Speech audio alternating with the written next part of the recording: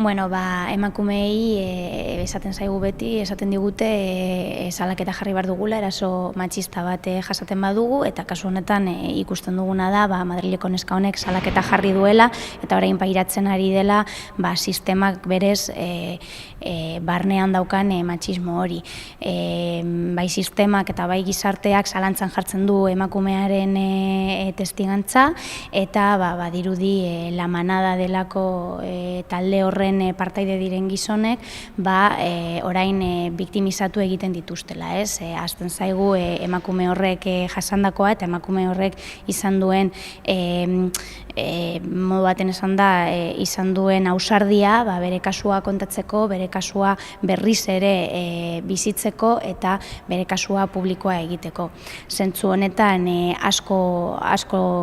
dago egiteke, ikusten dugu nola sistema bera aldatu behar da eta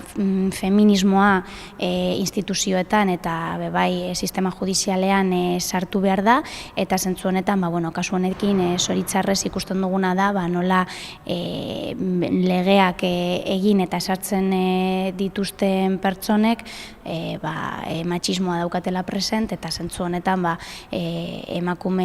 emakumeen onurarako legeak momentuz sistema honekin ez direla egingo eta ez direla ezarriko.